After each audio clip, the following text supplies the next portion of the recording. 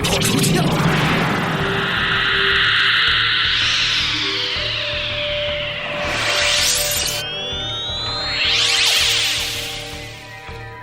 美人，随我来吧。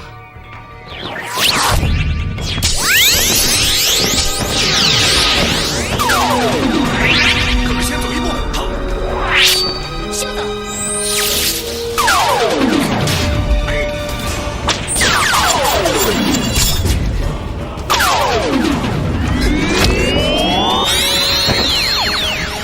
牡丹仙子饶命！饶你们不难，只要你们把杜丽娘的魂魄送到地府，由胡判官查验生死簿即可。好好好，我们听牡丹仙子的。我们遵命便是。我不放心你们，我要同你们一起去地府。这，好吧。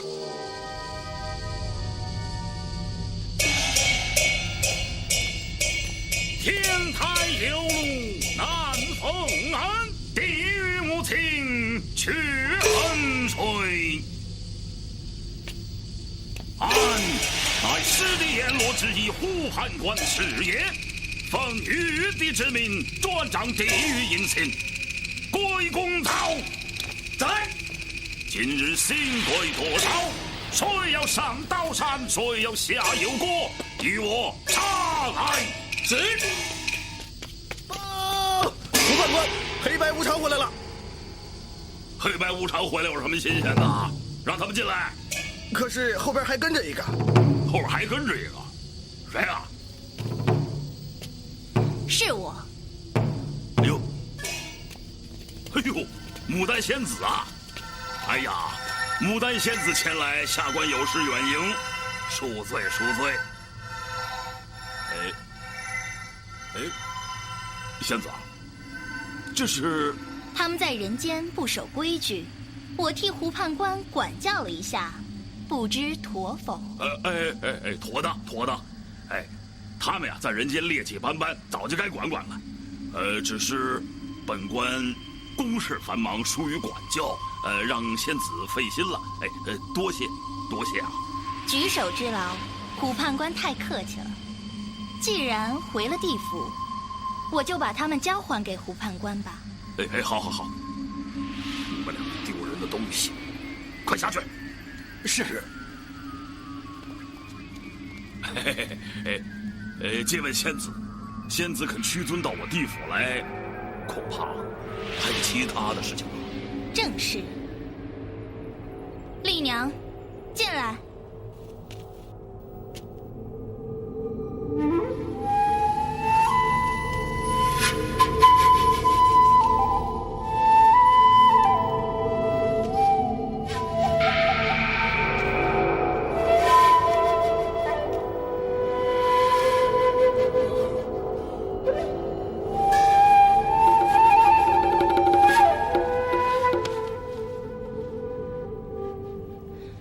胡判官，此女有一段奇缘，死后遇夫还魂，请胡判官明察。遇夫还魂，仙子啊，你也太会说笑了。我在地府待的胡子都快发霉了，还没听说过有这种事啊。世上多奇事，还请胡判官不要枉判了此女。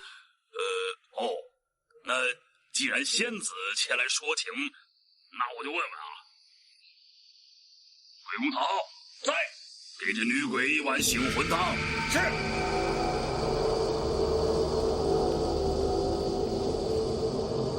接着，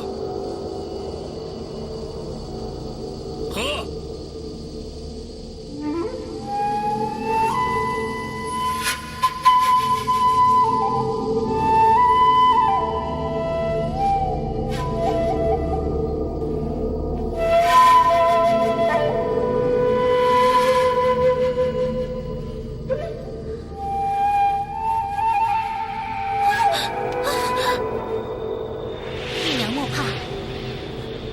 我这是在哪儿啊？难道又是在梦中？好个傻妮子，你小命都没了！哎呦，你还以为自己在做梦啊？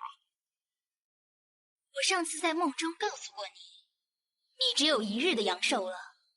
如今你已经死去，这里是地府。丽娘，你莫怕。这位是胡判官，是地府里出名的好判官。他有话要问你，你如实回答便是。女鬼杜丽娘，本官问你，你是因何而死啊？我是因情而死。因情而死？怎么个因情而死啊？前几日，我在牡丹园中梅树之下，梦见一书生，他折柳一枝，要我题咏，流连婉转，甚是多情。而后，我们便有了云雨之欢，行了周公之礼。哎呦，原来是你做了个春梦啊你啊！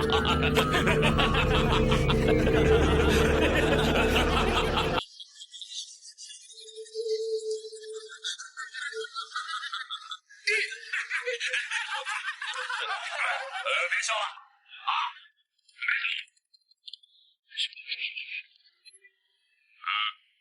杜丽娘，你接着说。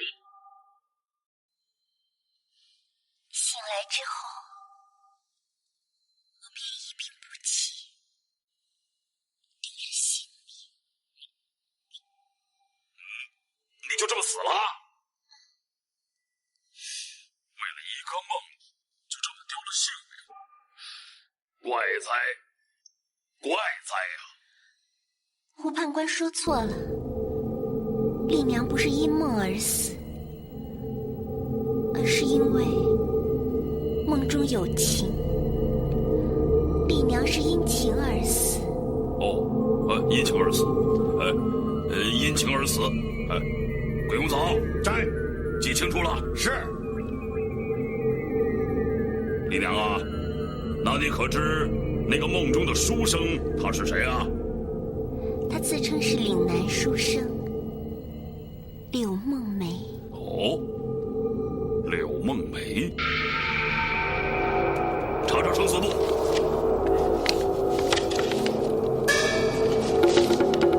仙子，稍后啊。嘿嘿，查到了啊，哪儿呢？南安杜丽娘，父杜宝，母甄氏，年18岁时游园惊梦，梦中生情，因情而亡，后遇梦中柳生，还魂结缘。哦，查那个柳梦梅。仙子，再等等，再等等啊！不急，请胡判官查仔细了。那是自然。在这里，柳梦梅，岭南人，新科状元士也，与妻杜丽娘前系幽欢，后成名配，逾越生死，相会在梅花观中，天机不可泄露。不可泄露，前系幽欢，后成名配，天机不可泄露。仙子，胡判官，生死簿上是怎么写的？仙子啊，生死簿上写道，这关系着凡人的命运，天机不可泄露，不能随意给外人看，还请仙子见谅。好，那我就不细问了。不过，杜丽娘还魂之事，既有天命，本官自当顺从啊。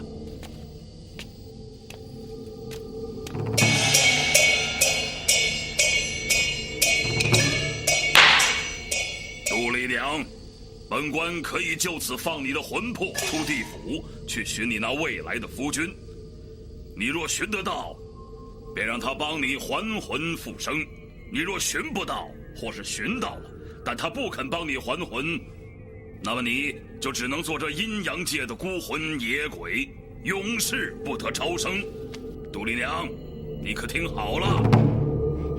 丽娘听好了，可有时限？9981天。时间这么短？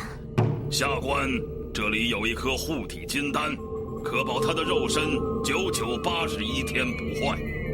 若是超出这个时限，他纵然是找到了他的夫君，恐怕也没有完好的肉身可以还魂了。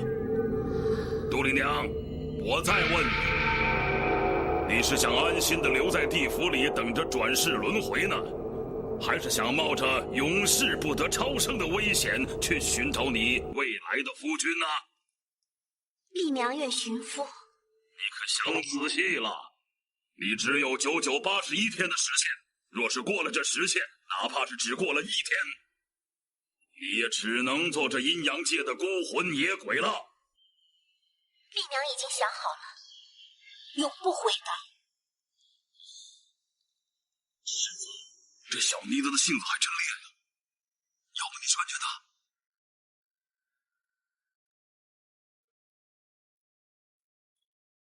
丽娘，你真的要去找柳梦梅吗？是。可是你有没有想过，找不到柳梦梅的后果会怎么样？自古因情而死的不止丽娘一人，但丽娘愿做因情而生的第一人。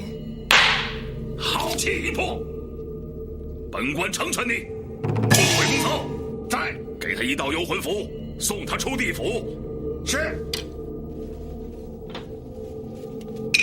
贤子啊，这是一颗护体金丹，你且放到女尸的口中，可保她肉身81天不坏。多谢胡判官，多谢判官大人。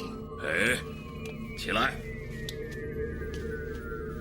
丽娘啊，本官盼你能够早日寻得夫君，还魂人间，喜结良缘。牡丹仙子和胡判官的恩情，丽娘永生不忘。去吧。杜丽娘，随我来。胡判官，那我也告辞了。这地府本不是仙子该来的地方，仙子请。告辞。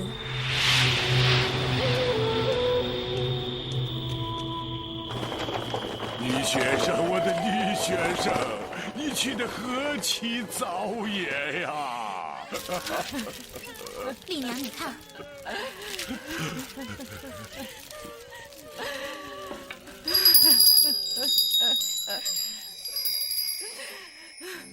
丽娘不孝，别难过了。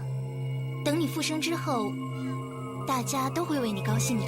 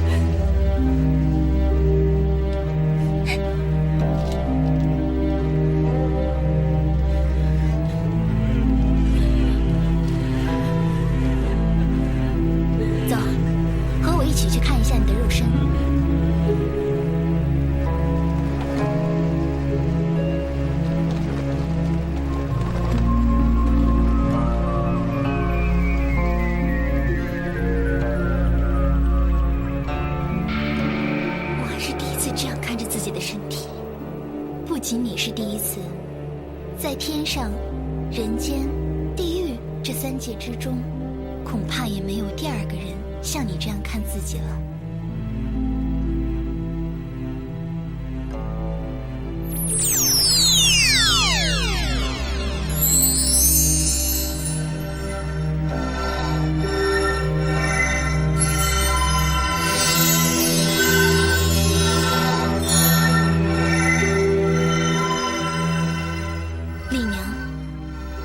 81天了，你切莫误了自己的时间。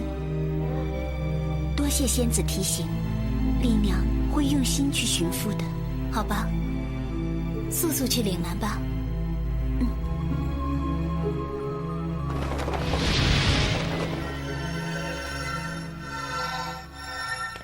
10年寒窗苦，一觉到晌午。关关雎鸠，在河之洲。窈窕淑女，君子好逑。爹，哎呦，子才呀，刚起吧？今天孩儿睡了个大懒觉。哎，是啊，好不容易考完了周试，该休息休息啊。此次科举可是个好机会，你一定要过了周试，进京赶考。只是进京名额只有1个，恐怕这次真的要和孟梅有一争了。这次只许赢，不许输，为父会替你想办法的。想办法？爹，你想什么办法？这个啊，我已去多宝寺替你进过香，佛祖定会保佑我而高中啊。爹，您怎么也开始信这些东西了？这信也无妨，信也无妨啊。哦，爹，我们约了孟梅，一起出城游玩。好啊，早去早回。爹也约了个朋友，就先走了。爹，您慢走。哎。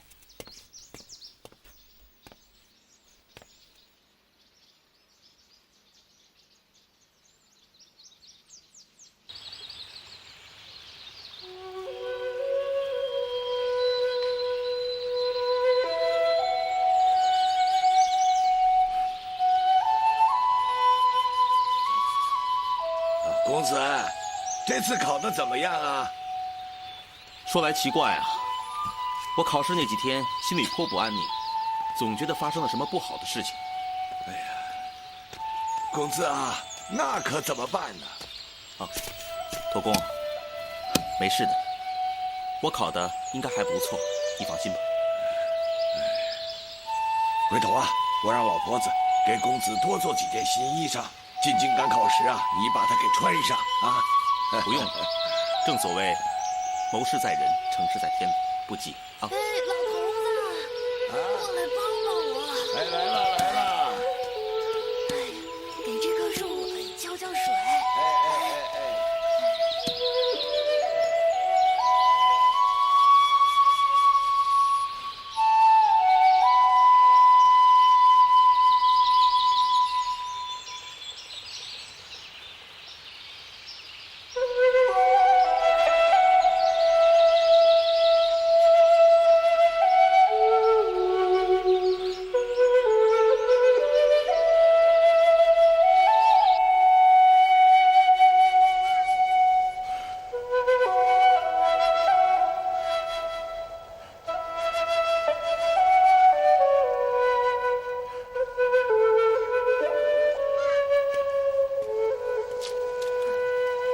老爷、夫人，请回屋歇息吧。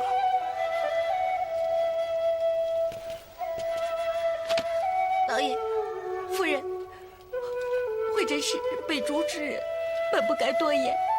但是，小姐生前有恩情于我，惠贞无以为报，所以恳请老爷夫人为小姐建一座档案。惠贞愿一生为小姐守灵。好，你先起来。以前的事情就别再提了。至于见道观之事，容我再想想。难得你有这份好心，丽娘在天有灵，必能知晓的。快起来吧。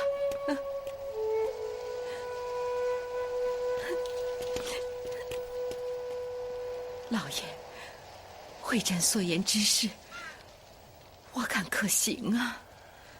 为女见官，此事恐有不妥呀。我是一方父母官，这样做难免遭人议论。这有什么不妥的？啊！好了，在意啊！老爷，女儿都没有了，过几日就要下葬了，还要等到什么时候在意啊？咱们为女儿修个道案，寄托思念之情，怎么就不妥了？啊！我看谁敢说三道四的？圣旨到！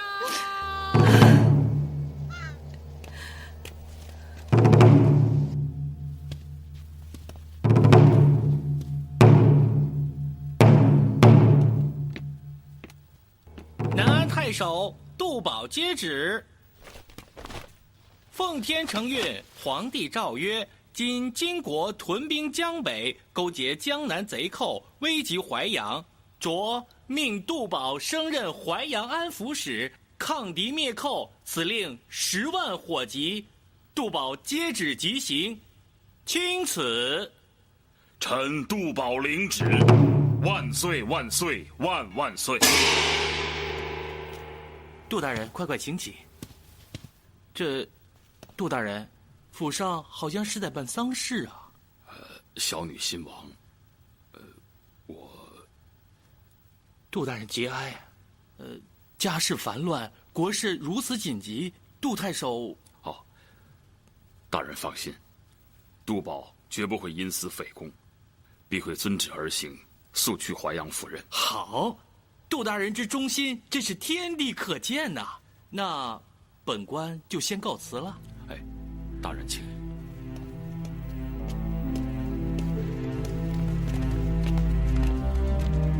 大人慢走。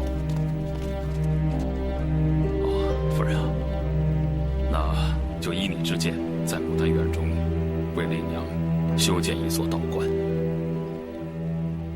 老爷，女儿尸骨未寒，还没入土，你怎么能够？夫人啊，如今边境岌岌可危，朝廷要我速去稳定局势，我乃大宋的臣子，必须立刻前往啊！女儿身亡，我何尝不伤心？还没等到抬棺入土，我又怎么舍得匆匆离去啊？可是朝事紧急，这容不得我杜宝思前顾后，设计危难之计。我杜宝宁可负了自己的女儿，也不能负了皇上，更不能负了天下百姓啊！丽娘啊，我的好女儿，请你原谅我吧，原谅你的爹爹。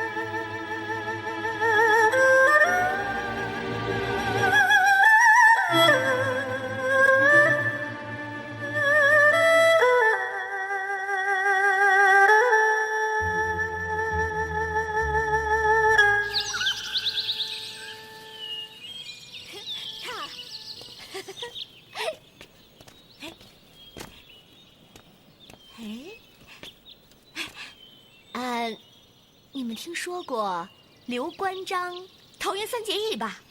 听说过，听说过。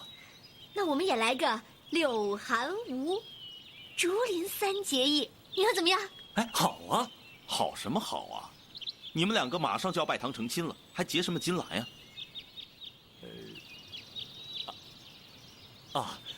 这俗话说得好，兄弟如手足，女人如衣服，衣服有可换，手足不可断。姓韩的，你说什么呢？错了，是手足不可断，衣服也不能换。我韩子才这一辈子就是你的了。这还差不多。那咱们赶紧结拜吧。好啊，可咱们什么都没有准备呀。我们可以一切从简啊，这好歹也得有酒嘛。对啊，这当然要有酒了。莫急，贫道有酒。醉道人。正是，三位别来无恙啊。道长，上次紫阳宫一别，没想到能与道长在岭南城外相见，真是有缘呐。天下虽大，但贫道与你们有缘呐，所以能够再次相见。特别是与这位吴姑娘，可是更有缘呐。我跟你有什么缘啊？师徒之缘呢？师什么师徒什么徒？你乱说什么呢？吴姑娘心地善良，天资聪慧，贫道想收你为徒，教你些真本事啊。你能有什么本事教我啊？啊！我告诉你啊，在紫阳宫，你侥幸拿到我的药袋，那是因为本姑娘一不小心没留神。既然今日我们再次相见，那咱们就好好比试一番。哎，一南，哎，一南，走。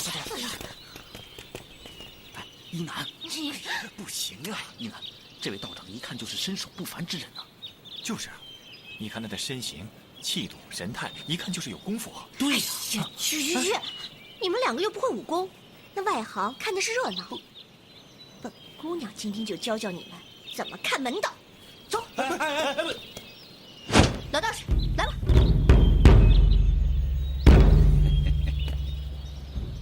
你若能夺去贫道手中的酒葫芦，就算你赢；贫道若赢了，你就得尊我为师啊。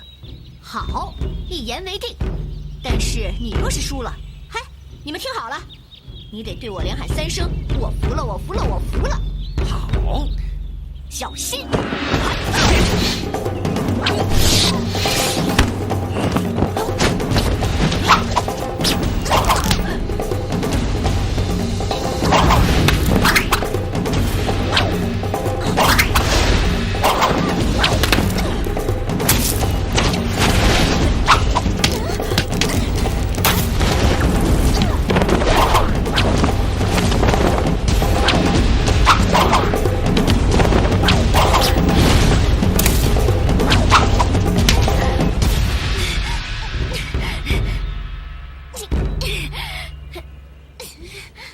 认输了吧？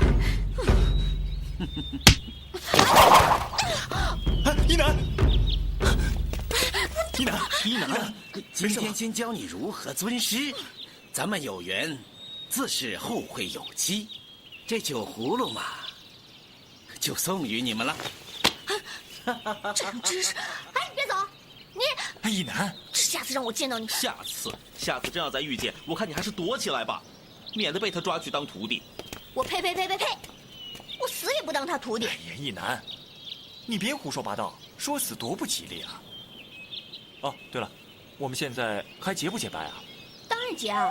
你看，酒都有了。哎，梦梅，我也不会说，这里你最大，来，你说。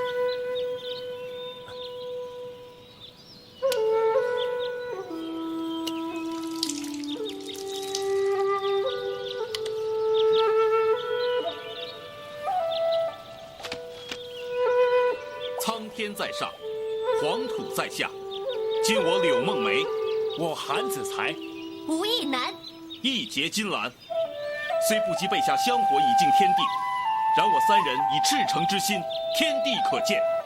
不求同年同月同日生，但求同年同月同日死。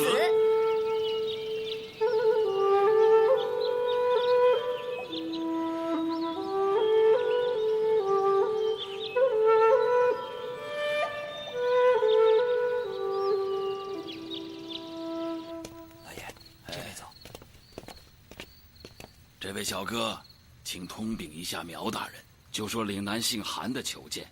苗大人下了命令，不见任何人，你还是请回吧。管家，哎，小哥，行个方便吧。那你们先在这儿等会儿，我进去问问苗大人。有劳了。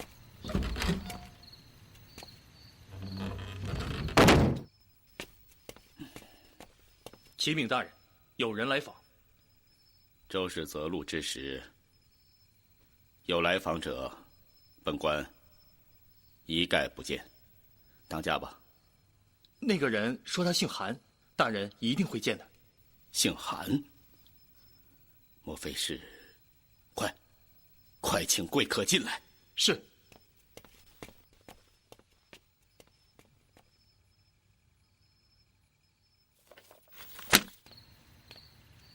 苗兄，苗兄，哎呀，韩兄，果然是你呀！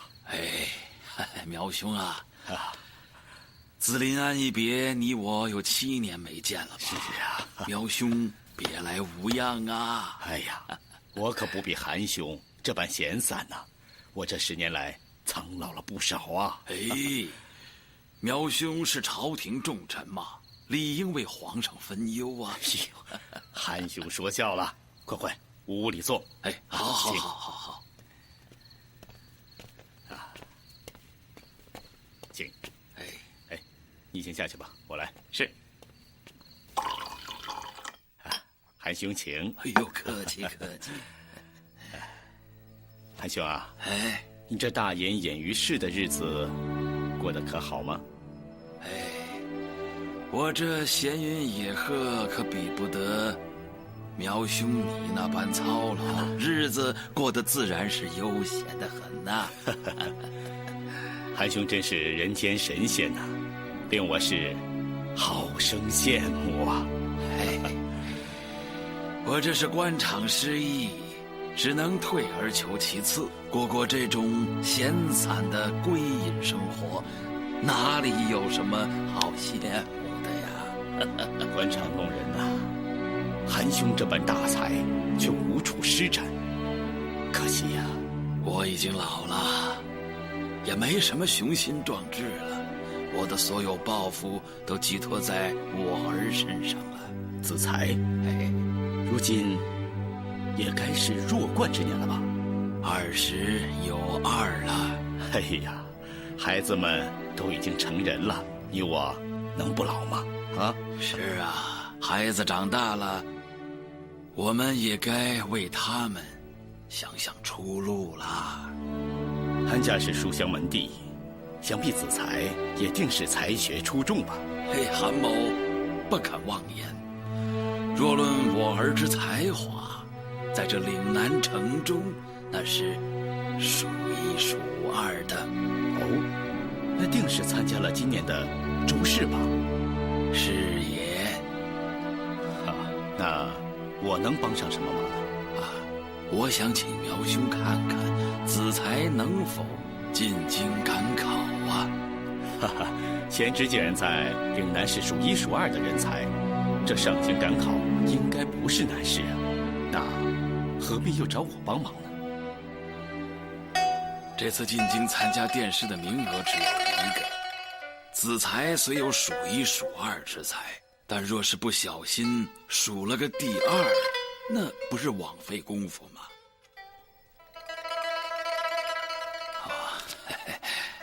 苗兄啊，你放心，我儿绝非不学无术之辈，你若点了他的头名，定不会遭人非议的。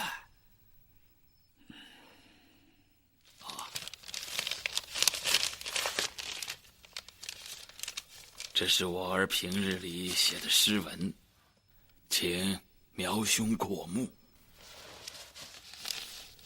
生死一别知情浓，马嵬坡下恨重重。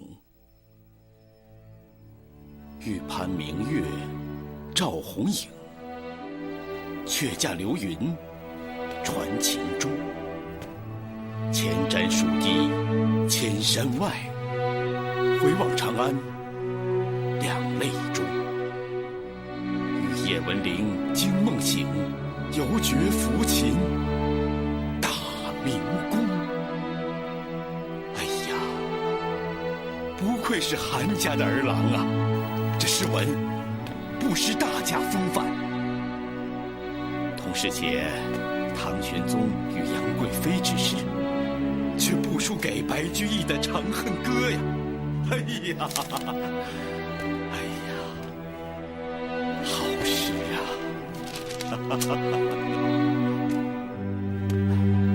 那依苗兄之见，此等文才可入殿试否？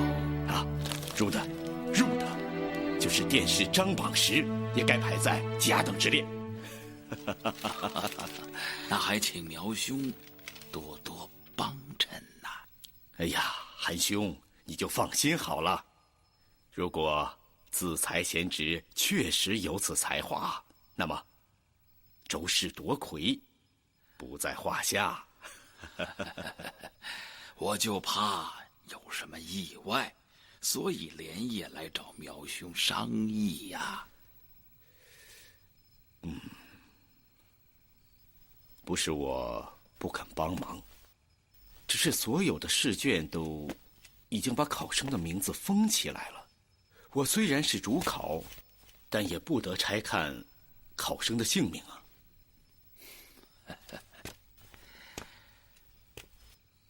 苗兄啊，所以我才请苗兄看看我儿写的文章啊。韩兄的意思是，俗话说，见字如见人嘛。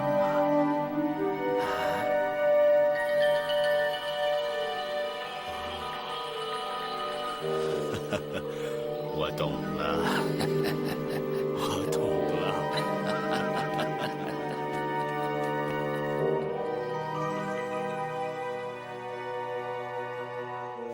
来，你们快点啊！哎，那边注意点。搬家了，慢着点。好嘞。哎，把这个拿过来。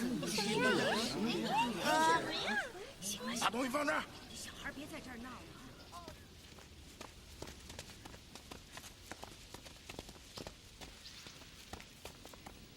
夫人，都准备的差不多了。人都到齐了吗？就差春香和花郎了，还在牡丹园里。去唤他们走吧。是夫人。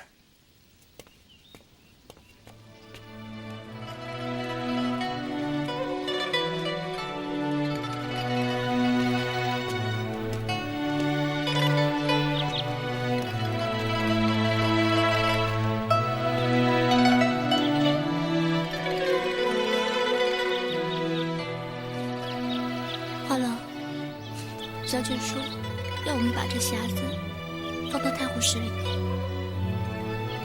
去放吧。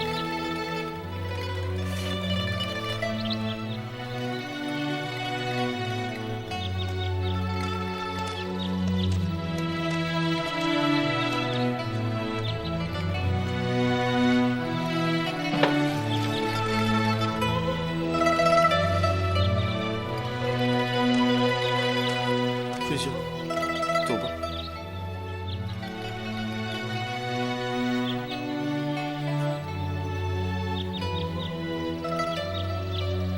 就要离开这里了。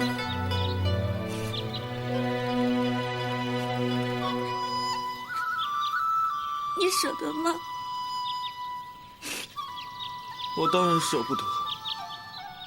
这个园子，我经营了3年了。这一走，谁来替我看管这些花草？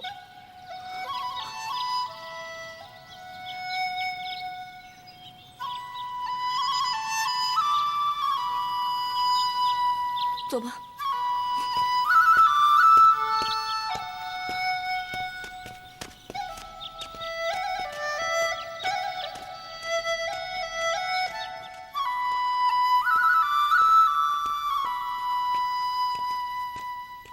夫人，都准备好了吗？老爷、夫人，春香和花郎都来了。老爷，怎么这么慢呢？老爷，我让花郎把小姐画的7色牡丹图给取下来了。好，带上吧。徐管家，哎，老爷，你去把石道姑跟陈老先生请过来。是。陈先生，石道姑，各位道姑，老爷请你们过去一下。嘿，走吧。